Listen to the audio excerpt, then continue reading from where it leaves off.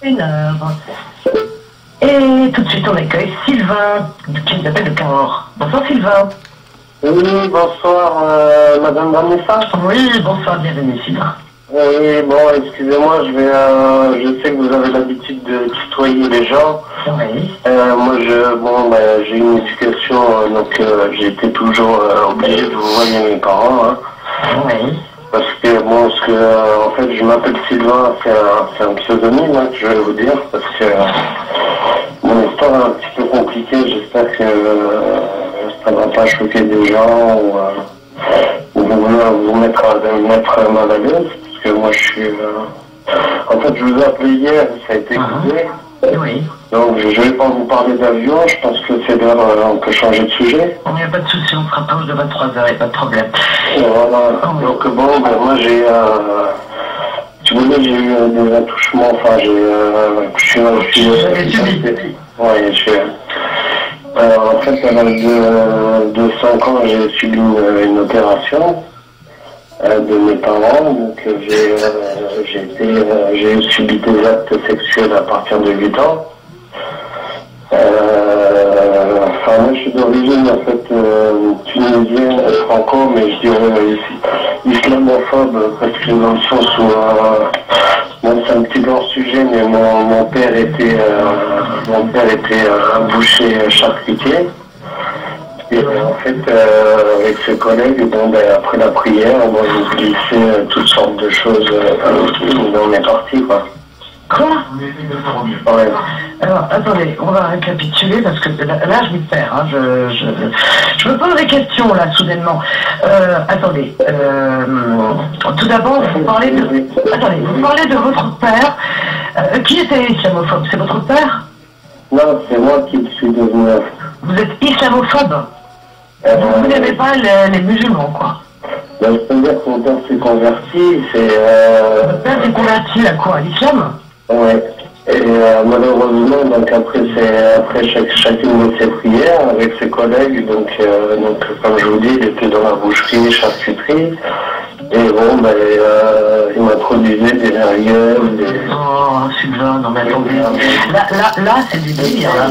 J'ai l'impression que c'est la pleine lune, là, ce soir, hein. C'est voir le loup-garou qui va pointer son museau. C'est moi, alors, si je vous dérange... Non, vous ne me dérangez pas, mais Sylvain. Vous imaginez... J'ai beaucoup non, parce que vous vous en parler. Non, mais je vais vous dire.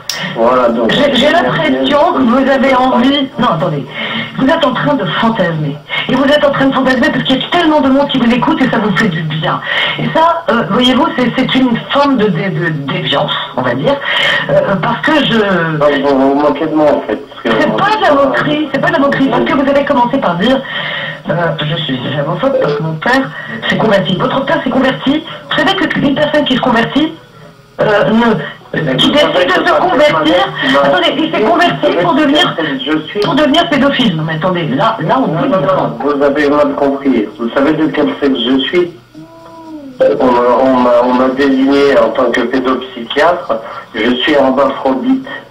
Est-ce que vous êtes comment? Hermaphrodite. Alors déjà, ça ne se dit pas hermaphrodite. Non, alors vous confondez avec les escargots, excuse-moi. Non, mais hermaphrodite, on dit hermaphrodite. Non, hermaphrodite. C'est-à-dire qu'après l'opération que j'ai subie à 5 ans, j'ai un pénis qui sort de mon vagin. Ça, mais si vous ne pouvez pas comprendre, vous allez trouver ça complètement stupide, mais c'est malheureusement le cas. Donc, marrez-vous si vous voulez, coupez l'antenne. Je suis là pour vous parler d'un sujet qui me tient à cœur et j'ai déjà assez honte d'en parler comme ça. Non mais ça n'existe pas, hermaphrodite, ça n'existe pas. Oui, ça c'est un terme que vous avez inventé. Il y a hermaphrodite, on appelle ça comme ça. Je sais très bien, c'est pour ça que mon nom, on m'appelle Schneck. Voilà, on m'appelle Schneck parce que Schneck en allemand, ça veut dire escargot. Voilà, donc c'est le surnom que mes amis me donnent, ceux qui sont près de moi, ceux qui me protègent et ceux qui se foutent de moi. Et donc, vous savez que c'est facile à porter ce genre de choses. Non, mais moi, non, mais dans votre... Non, mais hermaphrodite, je sais que ça existe, etc. Le problème n'est pas là. Mais ce dont, c'est pas que je mets en doute, ce dont je ne crois pas une seule seconde, c'est le début de votre histoire. Alors, mon père alors vous dites, votre père s'est converti, et quand il s'est converti, il utilisait des merguez pour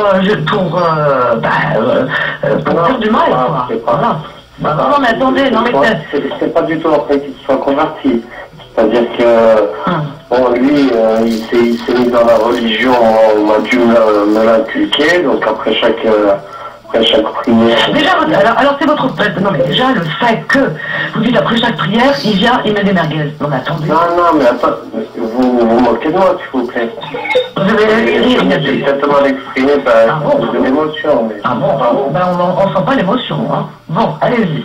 Alors, qu'est-ce qu'il faisait, votre père? Donc, votre père, il était boucher, charcutier. Voilà, donc, bon, ben, après, avec ses collègues, moi, je vous parle pas de ma soeur qui est décédée suite à ces... Bon, je sais plus où vous mettre, là, vous m'avez... j'ai l'impression que vous rigolez un petit peu. Mais non, je ris pas, ça m'amuse même pas, voyez-vous. Parce que ça m'amuse même pas. Vous m'aviez des preuves de saucisses de Francfort et des quenelles, et je sais plus où mettre. Moi, j'entends parler de deux personnes juste avant, là, qui soutiennent Dieudonné, qui parlent de quenelles. Moi, j'ai appris à respecter cette personne Dieudonné parce que... Non, mais vous êtes un groupe, là, ce soir, dites-moi. Non, mais vous êtes un groupe à monopoliser l'antenne. Non, moi, alors que moi, j'en ai pris dans les fesses. Non, mais attendez, je vais vous laisser parce que c'est pas possible. C'est juste pas possible, voilà, d'entendre ça. Non, il y a tout, là. Il y a tous les ingrédients. Ah oui, vraiment. Tous les ingrédients qui font que quenelle, islamophobie, etc. Non, mais attendez. Je sais pas, il y a un groupe, là. Je sais pas ce qui se passe ce soir. Je sais que nous sommes en période d'élection, donc vous ne prendrez pas Beurre FM en otage. Donc Fabrice, je te demanderai de faire très attention au niveau du standard, parce que là, je commence un petit peu à y voir plus clair, si vous suivez mon regard. Bonsoir Fatima, qui nous appelle de Paris dans le 16e.